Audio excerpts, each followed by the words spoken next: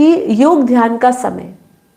तो योग ध्यान का समय क्या कह रहे हैं कि एक व्यक्ति ने कहा कि मुझे ऑफिस में 10 घंटे देने पड़ते हैं, मीटिंग्स, फील्ड वर्क, लोगों से मिलना जुलना से मैं पूरा दिन निकाल नहीं पाता, मेरा निकल जाता है, उसी में निकल जाता है। ऑफिस से घर लौटने में 1 घंटा समय लग जाता है। घर आने के बाद टीवी, अखबार, चाय, नाश्ता और फिर खाने की टेबल पर बच्चों से बातचीत करने के बाद समय ही कहाँ बचता है कि मैं ध्यान और योग किया जाए।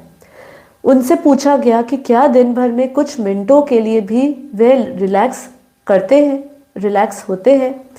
ऑफिस से घर आने या अखबार पढ़ने या टीवी देखने के समय में कुछ तो कटौती की जा सकती है। तो ये आपको अपने आप ही निश्चय करना है। मैं यही मानती हूँ, हम कोई भी चीज़ क्यों नहीं करते हैं, क्योंकि हमने उसको प्रायोरिटी नहीं बनाया।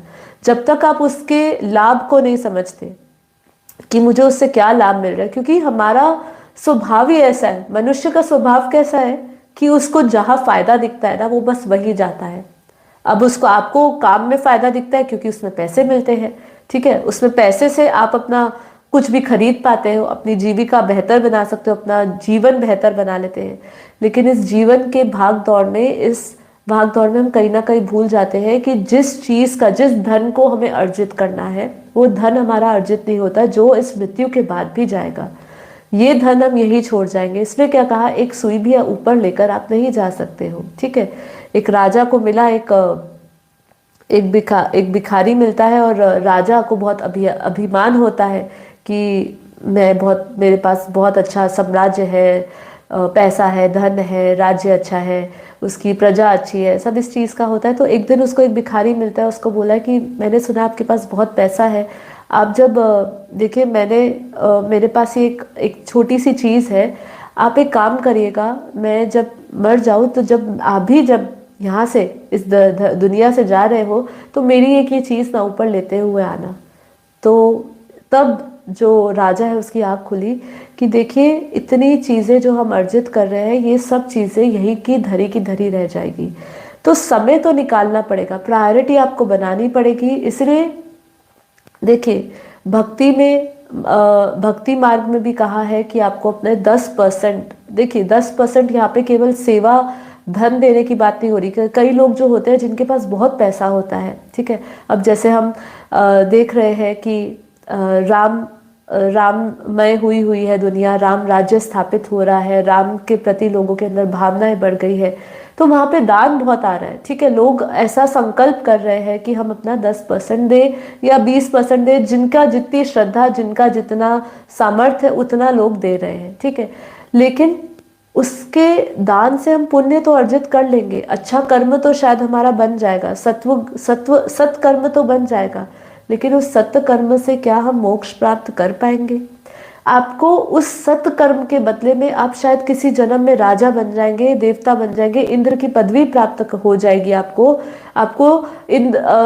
स्वर्ग का राजा बना दिया जाएगा। ये सब चीजें संभव है, लेकिन मोक्ष संभव नहीं है।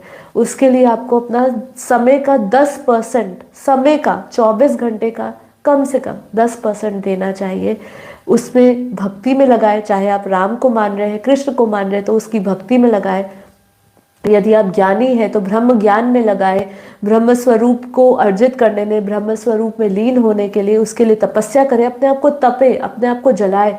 जब तक अपने आप को जलाएंगे नहीं, तप नहीं करेंगे, तब तक आपके भीतर के विषय विकार आपके नहीं जाएंगे। आप हमेशा काम, क्रोध, लोभ, मोह, इससे हमेशा भरे ही रहेंगे, कभी भी आप इससे छूट नहीं पाओगे। और कहीं ना कहीं आप काम पे विजय प्राप्त भी कर लेंगे, शायद लोभ और मोह भी खत्म हो जाए, आपका ऐसी परिस्थिति बन जाए कि आपकी ममता दूर हो जाए संसार से, ठीक है, ममत्व छूट जाए, लेकिन फिर भी कहीं ना कहीं आपका अहंकार भी आपको बीच में ला सकता है। चलिए ये नहीं, पर आपकी जो अटैचमेंट्स बनी है, राग, और जो हमारा राग बना हुआ है संसार के प्रति, रिश्तों के प्रति, वो नहीं छूटता है। दिक्कत यहाँ पे यही आ जाती है। इसीलिए अपने दिन का 10% देना, आपको कहीं ना कहीं कटौती करनी पड़ेगी, प्रायोरिटी बनाना पड़ेगा, कटौती करिए। देखिए, मैंने कई लोगों को ऐसा सुना है जिनका रास्ता आजकल इतना पोल्यूटेड हो चुका है, पॉपुलेटेड हो चुका है, कंजेशन हो चुका है कि आपको अपने एक जगह से दूसरे जगह जाने में 1-1 घंटा लग जाता है। उस 1 घंटे के अंदर कानों में कुछ अच्छा डालिए। ये इंद्रियां मिली है तो इन इंद्रियों को सदुपयोग करिए। आंखों से अच्छी चीजों को देखिए, कानों से अच्छी चीजों को कान में अपने अंदर डालिए। ठीक है, तो इस समय आप कोई भी अच्छी वीडियो सुन सकते हैं, अध्यात्म से रिलेटेड कोई वीडियो सुन सकते हैं, हमारी वीडियोस चला सकते हैं, कोई भी मोटिवेशनल चीज़ों को सुन सकते हैं जो आपके ध्यान को ये सभी जगह जो भटकाव है वहाँ से अपने भीतर लेकर जाए। मोटिवेशन भी वहाँ पर ढूंढिए जो आपको अपने आप से जोड़े। ये मोटिवेशन नहीं कि मुझे सक्सेस कैसे पाना है, इसके लिए सक्सेस गुरुज तो बहुत सारे होंगे जो आपको ऐसे ज्ञान देंगे क्योंकि उन्होंने सक्सेस पाई है, उन्होंने ऐसा उन्होंने जो पाया है जीवन में, मतलब लौकिक और भौतिक सक्सेस जो पाई है, वो निश्चित रूप से आपको उस मोटिवेशन से जोड़ सकते हैं।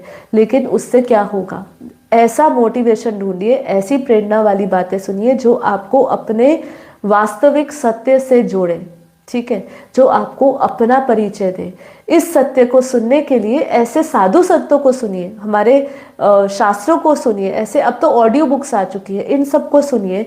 और जो हमारे ज्ञान से जुड़े हैं, यदि आपको ये सब चीज़ें अच्छी लग रही है सुनने में, तो हमारा बेहद का परम ज्ञान सुनिए। सुन के देखिए, ब्रह्मांडों के राज को समझिए कि इतना बड़ा विश्व है, इसके रहस्य को सुनिए। ठीक है, तो ये सब चीज़ों को आप सुनेंगे, समय लगाएंगे, तभी कुछ होगा। तो यहाँ इसलिए कह रहे हैं कि कटौती करिए अपनी दूसरी चीज़ों में। अखबार, टीवी, इनमें है रखा क्या है, ये इन्फॉर्मेशन क्यों आप लेते हैं? ये इन्फॉर्मेशन ले रहे हैं तो नेगेटिव इन्फॉर्मेशन ले रहे हैं, दिमाग नेगेटिव सोचता है। सोते समय ये सब बातें सुनेंगे तो क्या होगा, रात को नींद में भी ऐसी चीज़ें आएगी, सपने में ऐसी चीज़ें आएगी, दिमाग ऐसा ही चीज़ों में चलेगा।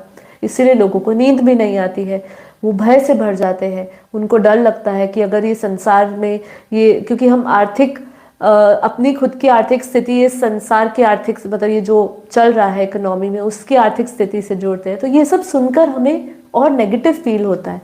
इसीलिए उस समय कटौती करें ये सब चीज़ों में और अपना सारा ध्यान अध्यात्म का ज्ञान लेने में लगाइए। ठीक है, यदि रोज 10 से 15 मिनट का भी समय निकाला जाए तो विकट परिस्थिति में भी व्यक्ति तनाव में नहीं जा सकता है। हमें सिर्फ लक्ष्य के प्रति प्रेम जगाना है, तो अपना लक्ष्य के प्रति